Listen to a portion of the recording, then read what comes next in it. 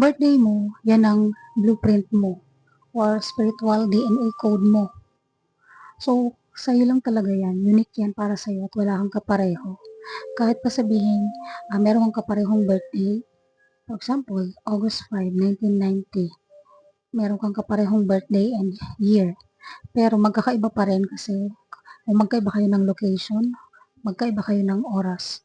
So, bawat location, bawat oras, lahat yan, everything is may kanya-kanya yung energy and vibration.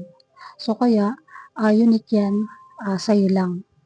Bago tayo nag-reincarnate sa Earth, dito sa mundong to, meron na tayong agreement kung sino yung magiging magulang natin, kung sino yung magiging pamilya natin, saan tayong lugar o saang bansa tayo ipapanganak, anong oras, anong petsa. So, lahat yan is pinagkasundaan na bago pa tayo mag-incarnate sa Earth.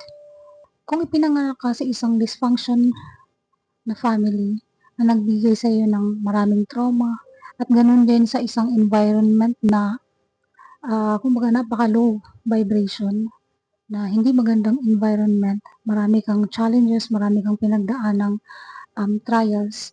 Ito ay pinagkasundoan niyo bago pa kayo nag-reincarnate dito or bago pa tayo nag-reincarnate dito sa Earth.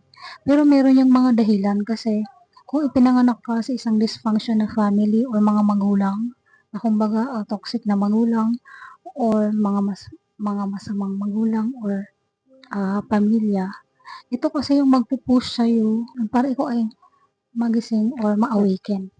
Halos karamihan sa mga na-experience na yung spiritual awakening is nanggaling sa isang dysfunctional family, maraming trauma, maraming challenges na pinagdaanan o pinagdadaanan sa buhay.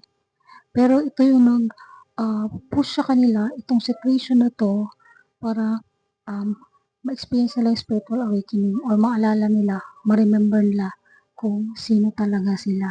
So, sa birthday natin, dito na di-decode sa astrology or numerology, yung ating soul purpose, yung ating mga hidden talents or spiritual gift, and also yung mga lesson na kailangan natin matutunan dito sa mundo.